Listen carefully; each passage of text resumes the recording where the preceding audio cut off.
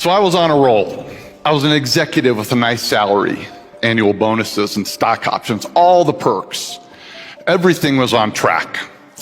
And on Monday, January 7th, 2008, at 3 o'clock in the afternoon in a small conference room on the top floor of our building, the president of the company wanted to have a quick meeting with me, which wasn't unusual since he was my boss.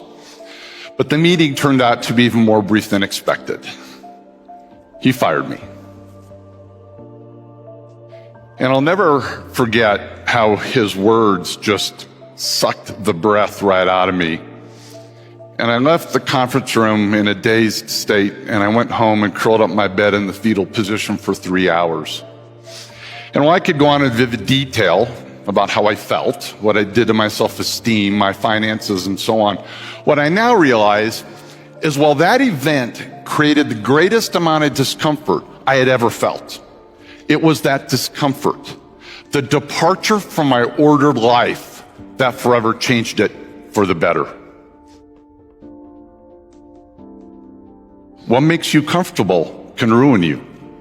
And what makes you uncomfortable is the only way to grow. Let me say that again. What makes you comfortable can ruin you, and only in a state of discomfort can you continually grow.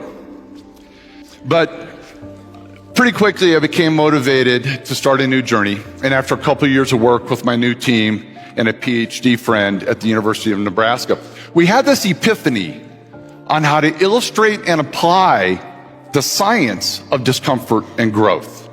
Order is knowing that what you do or what is happening in your environment leads to a predictable outcome.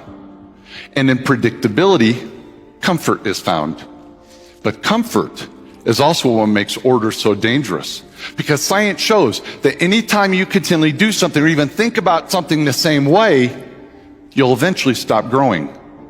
And this applies to every living thing. So before your order continues to limit the way you think and act, remember what I said earlier. Growth only occurs in a state of discomfort.